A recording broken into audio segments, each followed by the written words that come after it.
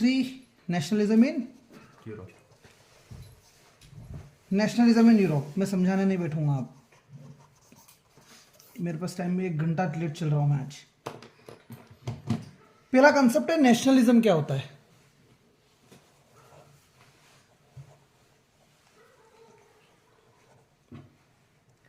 एक शब्द है नेशन स्टेट। क्या है नेशन स्टेट? भैया?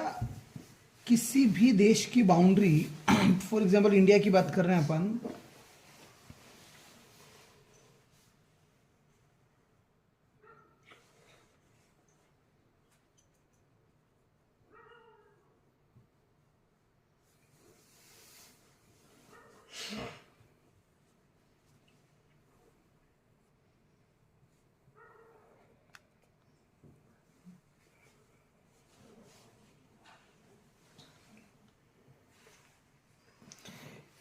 इंडिया के अंदर ये बाउंड्री किसी देश की, यहाँ के तमाम लोगों के अंदर जो भावना है कि भैया हम सभी भारतीय हैं, स्वतंत्र। इस भावना को कहा जाता है, लोगों के जो इमोशंस हैं, लोगों को जो ग्रुप ऑफ पीपल हैं जो अपने अंदर जिनके अंदर ये भावना है कि बिलोंगिंग टू सेम कल्चर, कि हमारी हिस्ट्री सेम है, हमारा कल्चर सेम है, ऐसा जो सेंस ऑफ बिलोंगिंग की भावनाएं जो आती है, उस कंसेप्ट को नेशन कहा जाता है। इन तमाम लोगों के ग्रुप को क्या कहा जाएगा? नेशन। और ये जो लोग इस बाउंड्री के अंदर जो लोग होंगे उनके लिए कोई कानून बनाने वाला तो होगा ना। और जो भी कानून बनाए जाएंगे कौन बनाएगा? सरकार, सरकार के लोग, इलेक्टेड रिप्रेजेंटेटिव्स, वो लागू इसी बाउंड्री के अंदर होंगे। तो जो इन लोगों के लिए लॉज बनाता है वो कहलाता है स्टेट।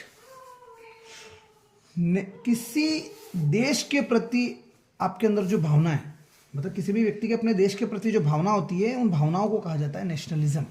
समझ में आ रही कि नहीं आ रही बात? तो नेशनलिज्म कहां से आया शब्द? नेशन स्टेट से आया। और इसका मेन उद्देश्य था कि इसको एंड करना था डायनेस्टिक रूल। डायनेस्टिक रूल मतलब राजा महाराजा वाले सिस्टम को खत्म करने के लिए कहीं ना कहीं नेशनलिज्म जैसे कॉन्सेप्ट की उत्पत्ति हुई। फिर एक टर्म आएगी उटोपियन।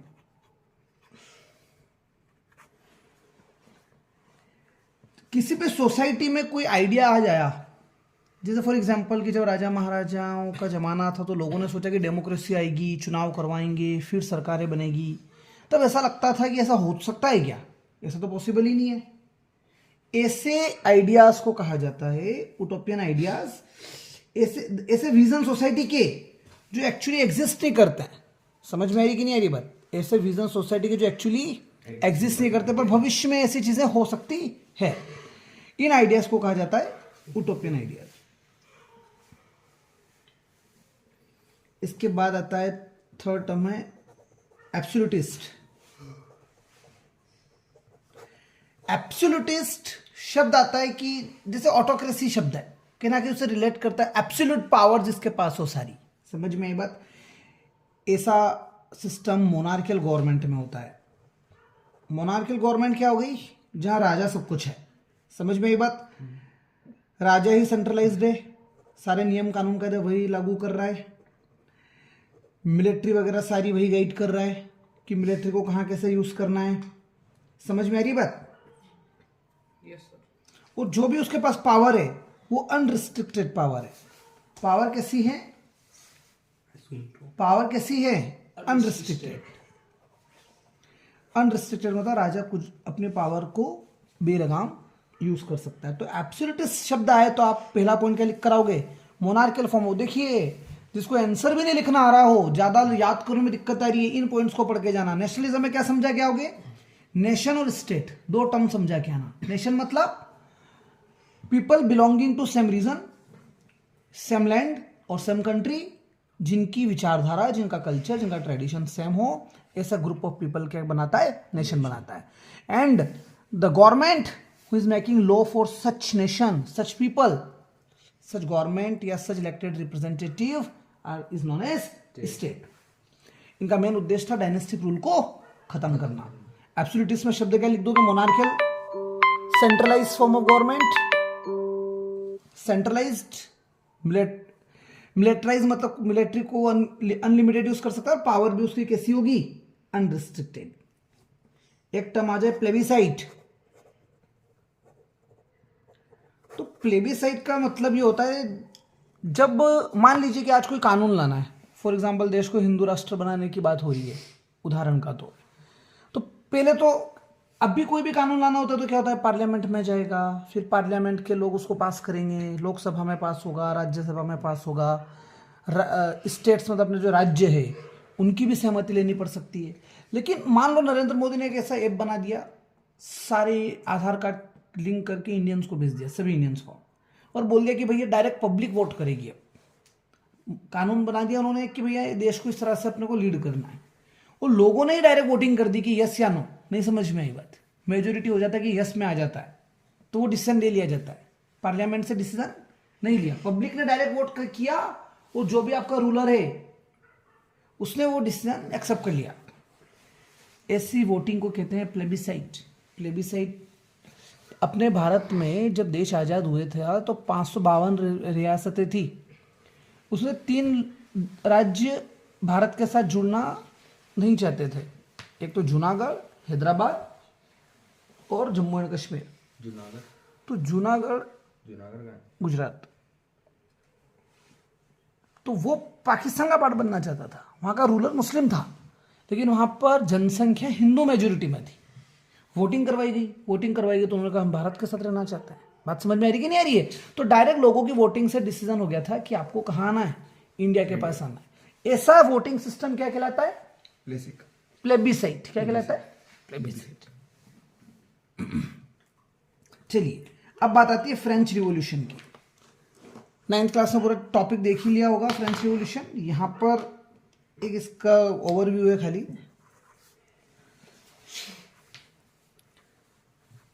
French revolution an idea of nationalism.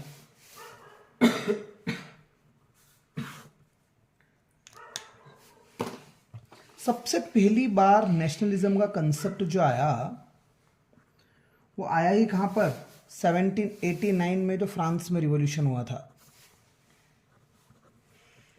क्या कहते हैं इस रिवॉल्यूशन से क्या क्या चीजें निकल के बाहर आई कि आप देखो वो 3 स्टेट थे, first state, second state, third state. समझ में आ रही बात? टेनिस कोर्ट में इकट्ठे हुए, संविधान बनाया, नेशनल असेंबली बनी थी। समझ में आ रहा है? 9th क्लास पहला चैप्टर। सो वहां से ये समझ में आता है कि people will constitute the nation and shape is density. पहला पॉइंट तो क्या हो गया? 1789 में फ्रेंच रिवॉल्यूशन आया। फ्रेंच रिवॉल्यूशन के आधार पर क्या रिजल्ट निकल कर आया था कि वहां के जो लोग हैं वो देश को रिप्रेजेंट करते हैं। People constitute the nation. तीसरा, न्यू फ्लैग चूज किया गया था। So new flag was chosen. चौथा, जो स्टेट जनरल थे they were elected by the body of active citizen. वहां पर एक्टिव सिटीजन और पैसिव सिटीजन वाली भी एक कंसेप्ट था कि जो टैक्स पे करते हैं। एक्टिव सिटीजन कौन थे फ्रेंच रिवॉल्यूशन में? जो 3 दिन की अपनी अर्निंग को एज अ टैक्स के रूप में पे करते हों उन्हें एक्टिव सिटीजन कहा जाता था, और वही वोट देने का राइट रखते थे। वही वोट देने का राइट रखते थे।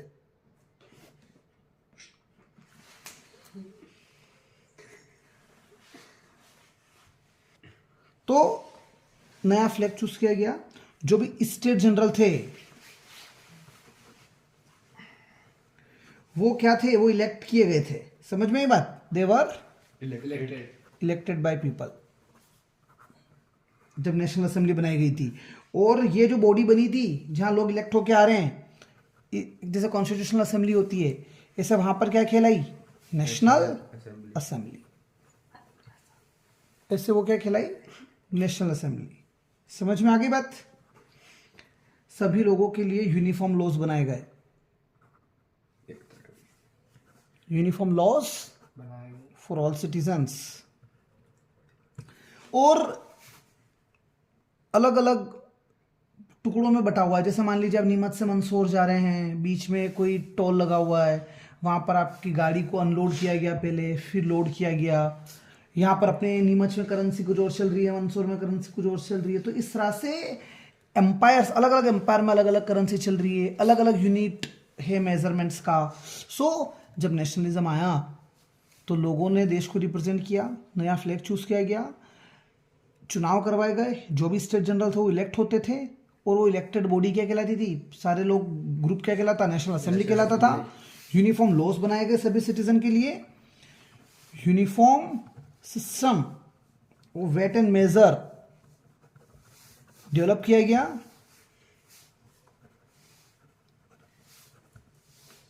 कस्टम ड्यूटीज जो लगती थी, हर टोल पर आपको कस्टम ड्यूटी पे करनी है, गाड़ी का माल अनलोड किया जा रहा है, फिर लोड किया जा रहा है, तो कस्टम ड्यूटीज अबॉलिश की गई।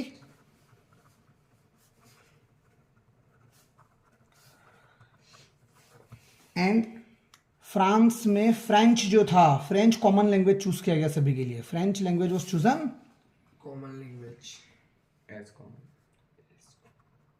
French language was chosen as common language for the nation। समझ में आई बात? नेक्स्ट था French army began to carry the idea of nationalism abroad. France की जो आर्मी थी वो फ्रांस से बाहर के टेरिटरीज में जा रही है युद्ध वगैरह करने, तो वहां से नेशनलिज्म का आइडिया बाहर भी लेके गई, फ्रांस से बाहर भी वो उसका प्रचार प्रसार हुआ। किस कंसेप्ट का? नेशनलिज्म का। सो French army carried idea of nationalism abroad. बात समझ में आई क्या? क्या क्या किया? नेशनलिज्म आया, कॉन्स्टिट्यूशन, लोगों को अपने देश को रिप्रेजेंट करने का मौका मिला, चुनाव हुए, नेशनल असेंबली बनी, यूनिफॉर्म लॉज बनाए गए, uniform weight and measure system develop किया गया, कस्टम ड्यूटियों को खत्म कर दिया, फ्रेंच लैंग्वेज को कॉमन लैंग्वेज चूज किया गया पूरे देश के लिए, और फ्रेंच आर्मी ने इस आइडिया को आगे तक स्प्रेड किया। आपको पता है नेशनल असेंबली आई थी, नेशनल असेंबली के बाद कौन आए थे? कन्वेंशन आया था। समझ में आई बात? कन्वेंशन, वो उसके बाद वो मैक्स रोबिस्पायर वाला मैटर, जैकोबियन क्लब्स, ये सारी बातें हुई। इसके बाद डायरेक्टरीज आई थी और डायरेक्टरीज में सफल नहीं हो पाए थे, तो फिर फाइनली नेपोलियन आया था, और नेपोलियन ने डिक्टेटरशिप वहाँ पर लागू कर दी थी। मतलब कि डेमोक्रेसी ज़्यादा दिन नहीं चल पाई फ्रांस में, डेमोक्रेसी ज़्यादा सफल नहीं हो पाई। नेशनल असेंबली थी, कुछ साल तक, 2-4 साल तक नेशनल असेंबली रही, मतलब डेमोक्रेसी रही, डेमोक्रेसी लोगों को सूट ही नहीं हुई। तो फिर क्या आया? कन्वेंशन। कन्वेंशन के बाद जैकोबियन क्लब वाला मैटर आया, वो डायरेक्टरीज वाला, उसके बाद डायरेक्टरीज आई, सॉरी, और डायरेक्टरीज के बाद कौन आया? नेपोलियन। ठीक है। ऐसे ही जर्मनी में नाजिज्म में पड़ा था, वेमर रिपब्लिक बनी थी। वेमर रिपब्लिक एक तरीके से इलेक्टेड गवर्नमेंट थी, तो कहीं ना कहीं डेमोक्रेसी का सिस्टम आया, लेकिन वो भी ज़्यादा दिन सफल नहीं हुई। फाइनली पावर हिटलर के पास में आ गई और डिक्टेटरशिप आ गई थी। समझ में आ रही है बात? तो अब हम पढ़ रहे हैं, फ्रांस में चुनाव होते हैं, नेशनल असेंबली बनती है, सब कुछ यूनिफॉर्म लॉ मेजर सब हो जाता है, आर्मी युद्ध करने जा रही है, तो नेशनलिज्म का आइडिया बाहर तक लेकर जा रही है। नेशनलिज्म का मतलब ये, भले ही नेपोलियन आ गया, लेकिन लोगों के मन में अभी भी भावना वो है कि we all belong to same land. मतलब अभी भी हमारी मातृभूमि के प्रति जो भावनाएं, नेशनलिज्म की भावनाएं लोगों के मन में थी। हम ये पढ़ना चाहते हैं फ्रेंच ड्यूरिंग नेपोलियन। नेपोलियन के टाइम पर फ्रांस में क्या क्या चीज़ें हुई। ठीक है।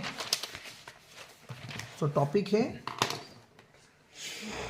French during Napoleon.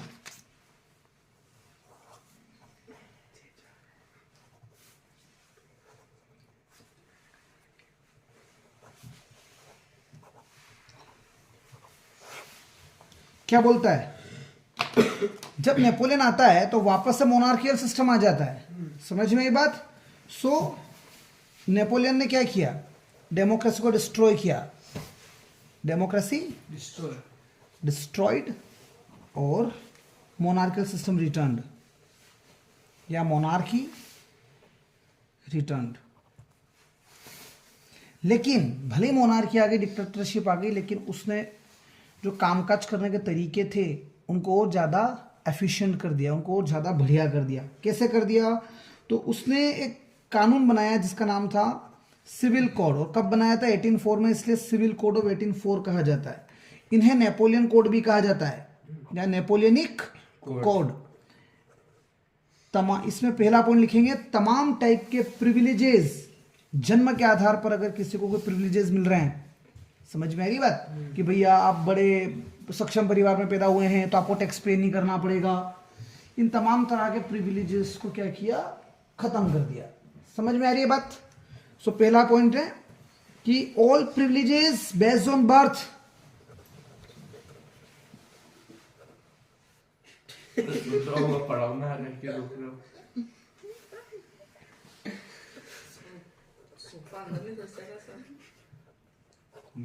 All privileges based on, मैं इधर हूं भाई, based on birth abolished.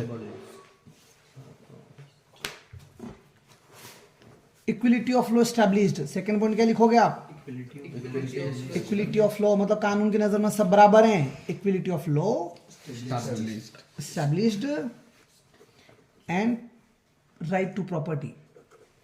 Guild restrictions were removed. Wow. People got right to vote. So Napoleonic law में आप मेन चीज क्या लिख कर आओगे? तमाम तरह के प्रिविलेजेस जो बर्थ से ही लोगों को मिल रहे थे उनको खत्म कर दिया गया। कानून बनाए गए, कानून की नजर में सब बराबर हैं और लोगों को राइट टू प्रॉपर्टी दिया गया। राइट टू प्रॉपर्टी मतलब आप प्रॉपर्टी खरीद सकते हो और बेच सकते हो। ये जो कोड हैं ये खाली फ्रांस में लागू नहीं किए गए, ये उन तमाम रीजन्स में भी लागू किए गए हैं जहां पर नेपोलियन ने कब्जे कर रखे थे। ठीक है? Yes sir. तो ऐसे कुछ रीजन जहां नेपोलियन ने कब्जे कर रखे थे, जैसे डच, जर्मनी, इटली, स्विट्जरलैंड, यहां पर भी नेपोलियन ने एडमिनिस्ट्रेटिव सिस्टम्स को, जर्मनी के अंदर ही आएगा, वहां पर क्या किया? नेपोलियन ने एडमिनिस्ट्रेटिव सिस्टम्स को एफिशिएंट किया, इजी किया। नेपोलियन ने क्या किया? Administrative system Easy. सिंप्लीफाइड। समझ में आई बात? कानून कायदे इजी कर दिए, लोगों के लिए सिस्टम अच्छे बना दिए। समझ में आ रही कि नहीं आ रही बात? ताकि कॉमन सिविलियंस को भी चीजें समझने में क्या हो?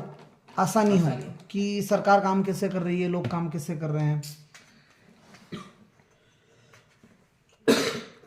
फिफ्थ पॉइंट लिखेंगे आप, abolished feudal system. Feudal system abolish किया गया। एंड फोर्स्ड पीजेंट्री या सर्फडम, सिर्फ सर्फडम लिख दो आप। सुनना, सर्फडम क्या होता है? फ्यूडल लॉर्ड्स और सर्फडम क्या होता है? सर्फडम का मतलब तो होगा बंधुआ मजदूरी। भैया अपने यहाँ पर जैसे किसी व्यक्ति को अपन ने खेत पे काम करने के लिए रख लिया, साल भर के लिए रख लिया, 10,000 रुपये और खाली खाना पीना दे रहे हो, 10,000 रुपये दे दिए तो 10,000 रुपये में कोई जीवन यापन हो रहा है क्या उसका? तो भले आप उसको खाली दिखा रहे हो कि तो पैसा दे रहे हो, लेकिन उससे आउटपुट जो ले रहे हो उसको, उसके मुकाबले आप जो भी दे रहे हो ना वो बिल्कुल जीरो के बराबर ही है। ऐसा सिस्टम सर्फडम कहलाता है। और फ्यूडल सिस्टम ये होता है जब राजाओं के अंडर सारी की सारी जमीन किसके पास होती थी? राजाओं के पास। राजाओं ने वो जमीन बड़े बड़े नोबेल्स को बांट दी। अब नोबेल्स ने अपने अंडर ही आर्मी रख रखी है। जैसे मान लीजिए कि 2000 बीघा जमीन किसी को दे दी एक ही आदमी को सरकार ने, तो वो एक तरीके से उस आदमी का, उस नोबेल का उधर साम्राज्य हो गया राजा के अंडर। राजा के अंडर कोई आदमी है नोबेल, उसका साम्राज्य हो गया। 2000 एकड़ ले लो, हेक्टेयर ले लो, कुछ भी ले लो। वहां के आसपास के गाँवों में भी लोगों को कानून कायदे वो बनाएगा। खुद की आर्मी भी रख रखी है। खेत पे किसानों को लेबर फोर्स की तरह काम करवाएगा, वो सर्फडम की तरह। समझ में आई बात? ऐसे तमाम सिस्टम्स को उसने अबॉलिश किया क्योंकि यहाँ पर लोगों का शोषण हो रहा था। समझ में आ रही कि नहीं आ रही बात? फिर इन भाई साहब ने कहा, वो वाला पॉइंट भी आ जाएगा, गिल्ड रिस्ट्रिक्शंस रिमूव